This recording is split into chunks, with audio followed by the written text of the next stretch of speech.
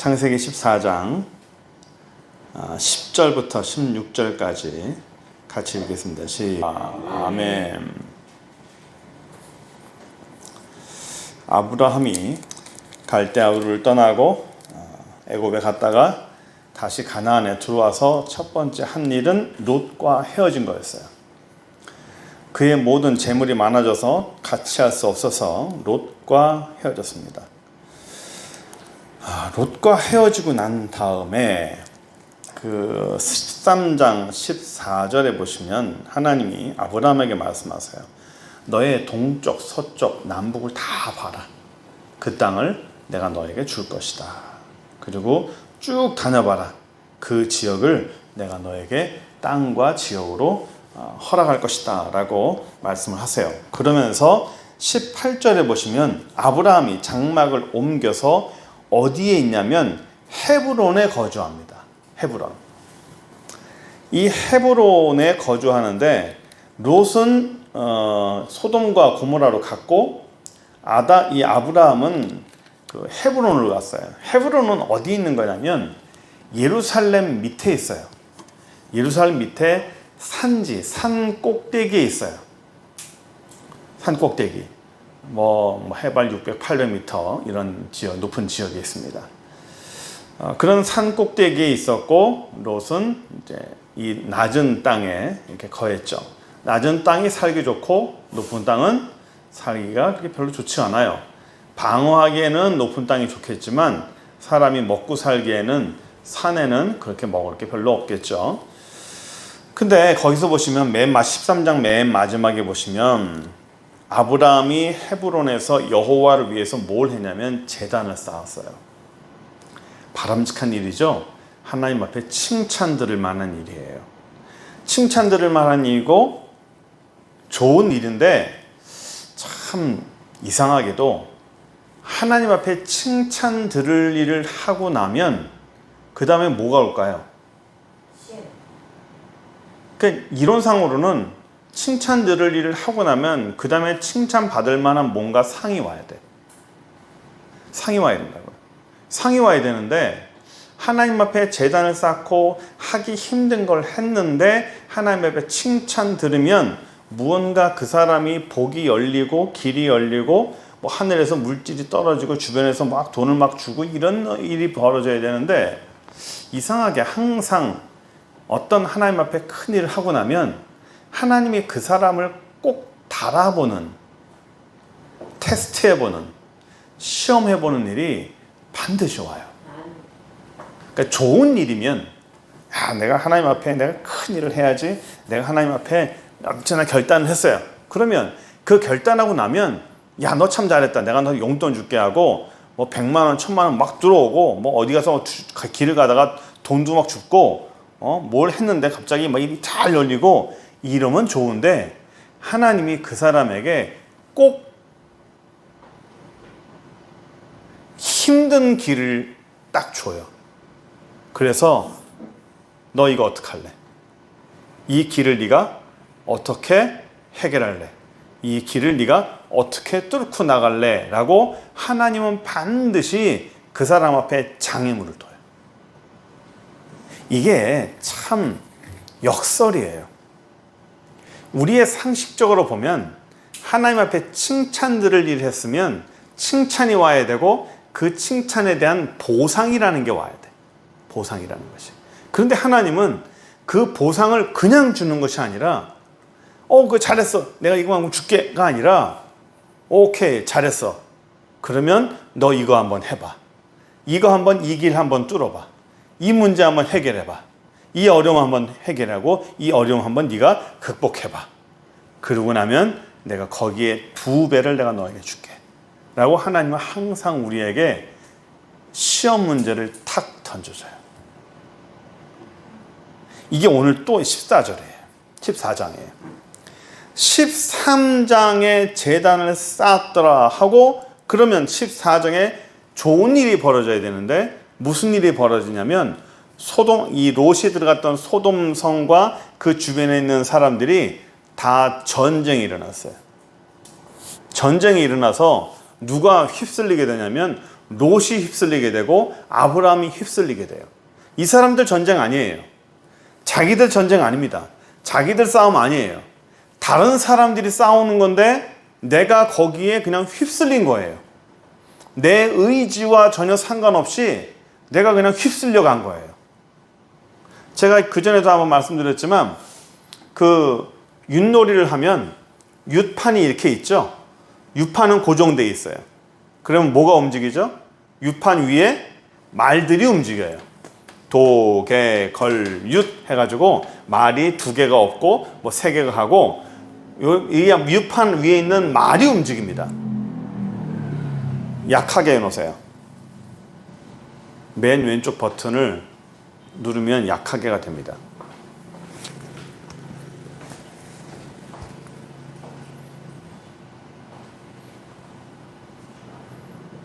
하나, 둘, 셋. 오케이.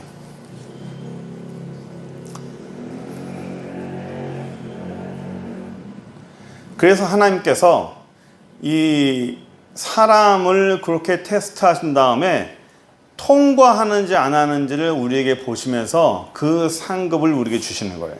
이 소돔과 고모라도 똑같겠고 이 사람들이 휩쓸리는 거 얘기했었잖아요. 이 롯과 아브라함은 자기들이 뭘 한 게 아니에요. 윷판 위에 있는 말처럼 자기들이 움직인 게 아니라 딱 고정했어요. 도개 걸 너 멈춰 하고 걸 위에 말이 딱 멈췄어요. 그런데 윷판이 움직여요. 내가 서 있는 곳에 주변 환경이 확 움직여버려요. 움직여버려서 내가 원하지 않는 자리에 내가 서 있게 돼요. 내가 의도하지 않는 아주 난처한 자리에 서게 돼. 이걸 누가 했을까요? 하나님이 그렇게 한 거예요.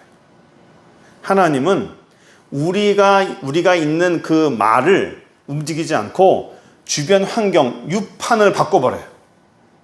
윷판을 막 움직여버려서 내가 의도하지 아니하는 아주 엉뚱한 장소, 엉뚱한 환경에 나를 딱 갖다 놔. 내 의지와 전혀 상관없는 그런 곳에 갖다 놔요. 그래서 어떻게 할래? 어떻게 하긴 뭐 어떻게 해. 내 의지와 전혀 상관없는데.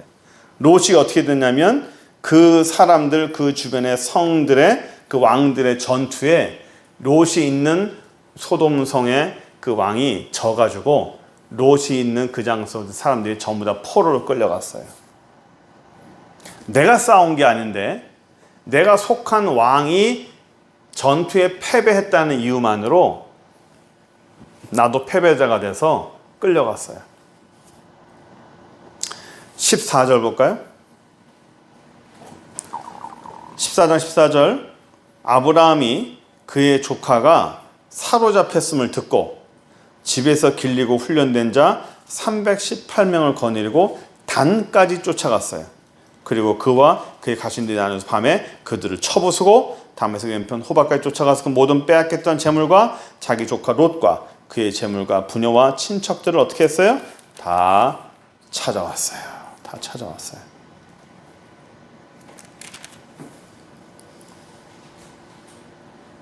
아브라함과 롯이 전쟁에 휘말렸는데 이 전쟁 전에 무슨 일이 있었냐면 롯은 소돔성의 제일 좋은 환경으로 들어갔죠?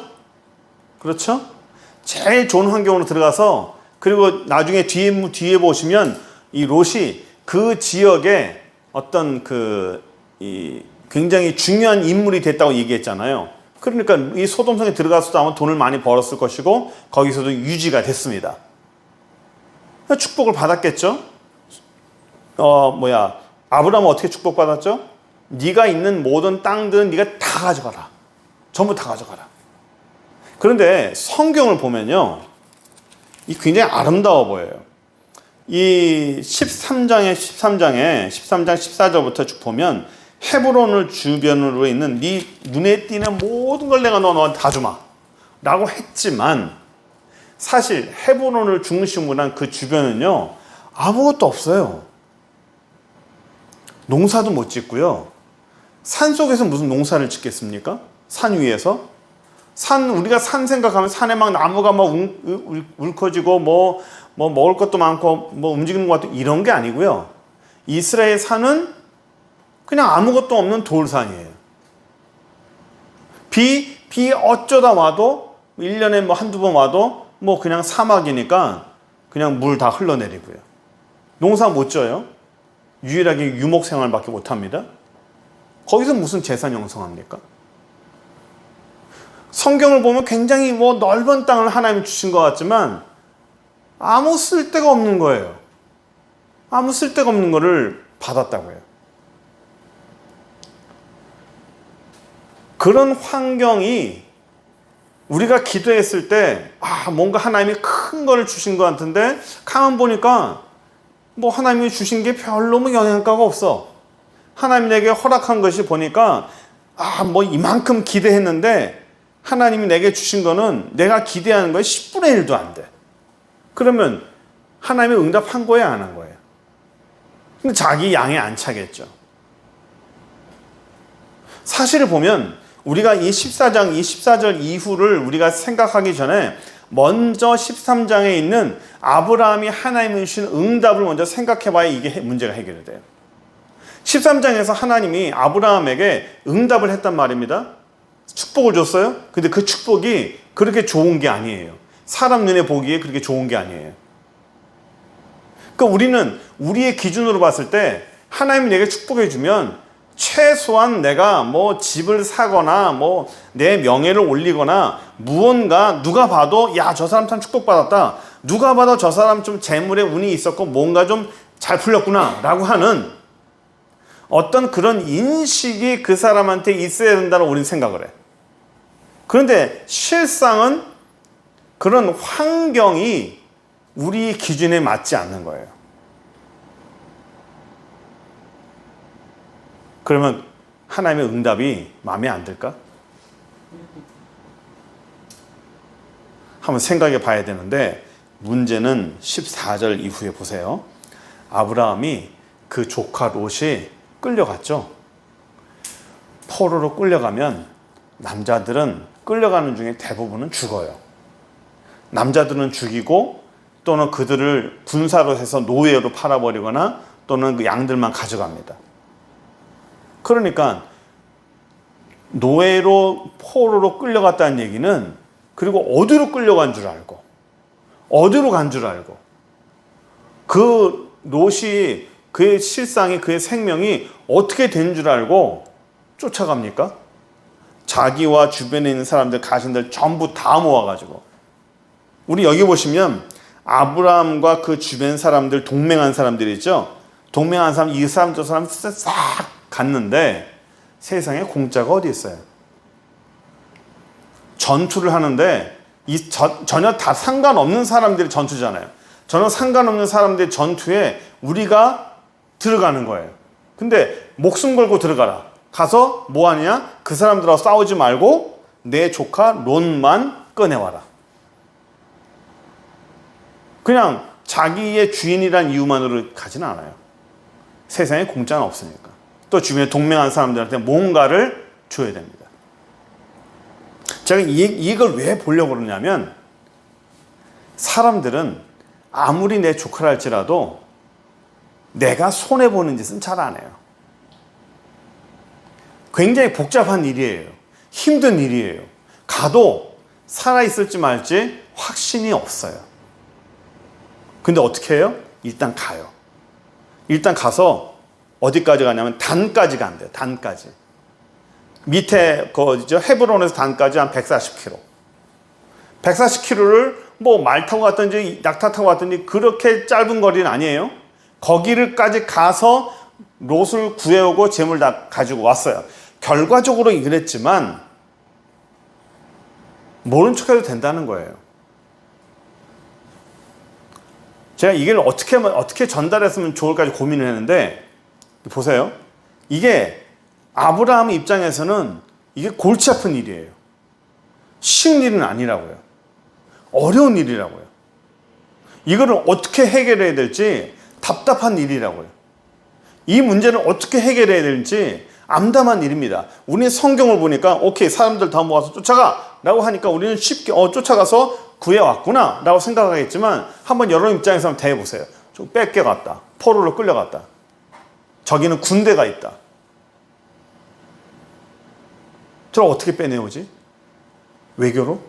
가서 돈을 주고? 쉽지 않은 일입니다. 쉽지 않은 일인데 그거를 어떻게 해요? 해결을 한다고요. 어떻게든 해결을 한다고요.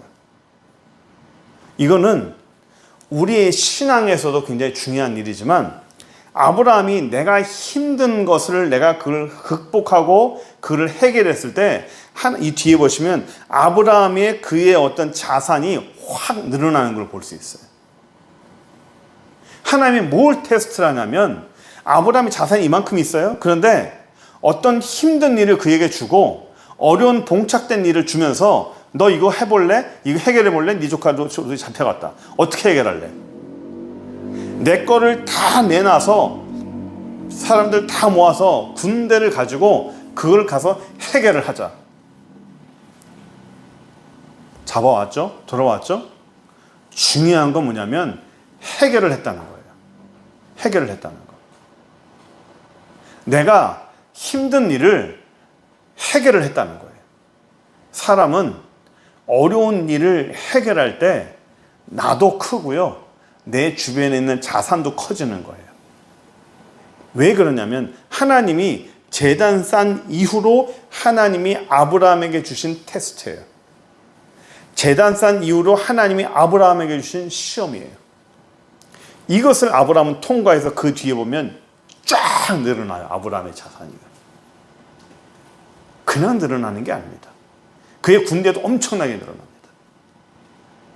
무작정 가서 확 늘어나는 게 아니고요. 항상 하나님은 어떤 사건을 통해서 성장하게 하세요. 하나님은 항상 어떤 사건과 어떤 위험한 어떤 장애물을 통해서 그 사람을 성장시키고 그 사람의 믿음을 성장시키세요. 믿음이 성장하고 그 사람의 어떤 내부적인 어떤 인간적인 어떤 면이 성장하는 것은요, 저절로 크는 게 아니에요. 믿음도 그냥 크지 않아요. 뭐 우리가 성경 읽기 있지만 성경 읽는 거 물론 이걸로도 믿음이 커요. 그런데 믿음은요, 어려운 환경을 닥쳐서 그 어려운 환경을 극복하고 그걸 해결하고 뚫고 나갈 때 그 믿음이 커나가는 거예요. 그러니까 하나님은 우리의 믿음이 커나가길 원하세요. 우리의 신앙이 크기를 원하세요. 그런데 우리의 신앙을 키우기 위해서 하나님은 뭘 하시냐? 항상 장애물을 두세요. 복잡한 장애물을 항상 둬요. 쉬운 거를 두지 않아요. 이 장애물 딱 맞아서 이거를 내가 어떻게 풀어야 되지? 이걸 어떻게 내가 극복해야 되지? 이걸 어떻게 내가 해결해야 되지? 이 복잡한 환경을 내가 어떻게 해야 되나? 그거를 우리가 뛰어넘어야 되는 거예요. 요한계시록에 이기는 자에게 이기는 자가 되어 있죠. 이기는 자에게 뭐 흰돌을 주고 이기는 자에게 생명을 주고, 그 이긴 자가 뭐라고 그랬죠? 위너가 아니라 그랬죠. 극복한다. 오버컴이라고 그랬잖아요. 극복하는 자에게 극복하는 자에게 극복하는 자에게 축복을 주고 극복하는 자에게 그 다음 상을 준다는 거예요. 항상 극복을 해야 돼요. 어려움에 닥치면 사람 몇 가지 현상이 나타나요. 막 좀 하다가 몰라 하고 그냥 탁 때려치는 사람이 있고, 어떻게든 돌아가려고 다른 길을 찾아보려고 막 다른 길을 찾아보려고 애쓰는 사람이 있어요. 또 어떤 사람은 몰라 난 이거 못 풀어, 이거 못 넘어가 하고 그 자리에서 해보려고 하기도 전에 그냥 주저앉는 사람이 있어요. 또 어떤 사람은 그냥 그걸 어떻게든 풀어나가려고 애쓰는 사람이 있어요. 누가 이길까요? 하나님은 넘을 수 없는 것을 주시지 않아요. 하나님은 극복할 수 없는 것을 우리에게 주시지 않아요. 하나님은 해결할 수 없는 것을 우리에게 준 역사가 없어요. 내가 해결할 수 있기 때문에, 내가 극복할 수 있기 때문에, 내가 뚫고 나갈 수 있기 때문에 하나님이 주시는 거예요. 아브라함은 그래서 이 사건 이후로 아브라함은 커요. 그 다음에도 물론 많죠. 하나님은 계속적으로 아브라함에게 장애물을 줘요. 하나님은 계속적으로 아브라함이 어려운 장애물들을 항상 둬서 이건 어떻게 해볼래? 이건 네가 어떻게 극복해볼래? 이것도 네가 한번 해볼 거야? 이것도 네가 이길 수 있어? 하고 항상 주십니다. 장애물만 주시는 게 아니죠. 장애물 뒤에 항상 복을 준비해 놓은 거예요. 장애물 뒤에 항상 하나님은 축복을 준비해 놓고 장애물만 먼저 주시는 거예요. 어떻게 극복해 볼래? 이 문제를 네가 어떻게 한번 해볼래?